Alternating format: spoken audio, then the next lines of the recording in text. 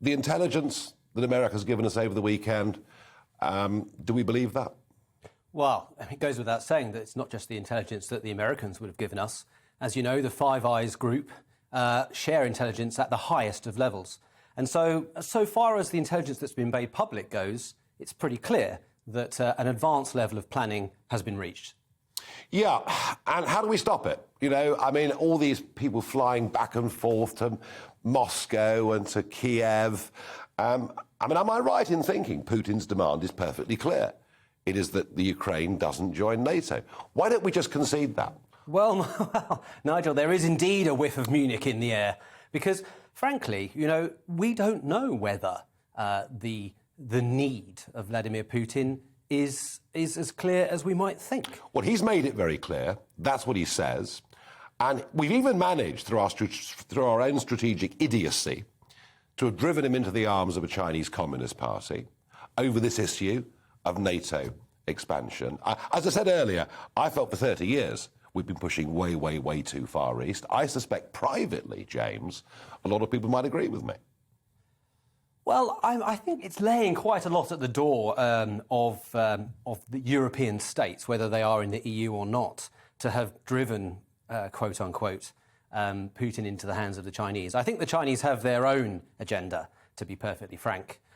Look at their Belt and Road Initiative. Look at their activities in the continent of Africa. I don't think we need, or they need, Vladimir Putin to up their autocratic stakes.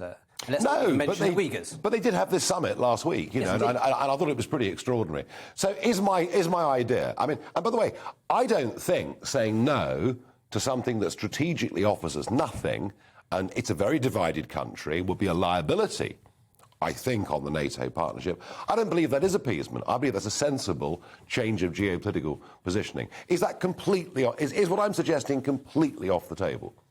Well, I would say that regardless, if you make that concession, and it would be seen as a concession, I think we need to return a little bit, by the way, to what is the outcome that Vladimir Putin desires. Yes, of course, he might have 130,000 troops in various locations around Ukraine. But that doesn't necessarily mean he's going to use them, no matter how many field hospitals or advanced logistics pipelines he's implemented. Maybe the outcome he desires is the concession that you've already mentioned. And if so, then his gamble will have worked, were we to concede. Yes, that's absolutely true. No, that is absolutely true. But I'm not terribly keen on a war breaking out, the biggest war in Europe for 75 years. What other means do we have to stop this? Well, look, Nigel, this is an information war. You know, the issue that we have is that the adversary in this case, by which I mean Russia, is highly tuned to the world of asymmetric warfare. That is to say, warfare conducted by non-conventional means. And, of course, the Ukrainians are very familiar, given what happened in Crimea and, of course, in the Donbass region. But it's not just, of course, the Ukrainians. The Moldovans have seen much the same thing. We have seen Russian disinformation and misinformation. So, to answer your question, we need to get much better at the information war. And it won't just be this one. Fighting wars with information, fighting asymmetric campaigns, are the types of wars we will fight now and in the future. But we're a high-tech country. What's our problem? Well, yes, we're a high-tech country and we have some of the finest armed forces in the world. But that doesn't necessarily mean that we have some of the finest strategic communications personnel in the world. You know, we have in this country some of the finest right-brain thinkers, some of the finest left-brain thinkers in the world. We have some of the best advertising companies, the finest consultancies. Why is it that we aren't taking full advantage of those organisations? You know, otherwise unaffordable skills, drawing them together and using them to our advantage. Because, you see, in asymmetry, Vladimir Putin can make up whatever he likes and does. And, of course, we can't because we have to abide by due process and rules, a rules-based organisation. We're a rules-based democracy, regardless of perhaps opinions on what's been happening over the last couple of years. We still are. So therefore, we need to get much better at what we can do. Interesting. No, that is interesting. And for your money, is he going to invade?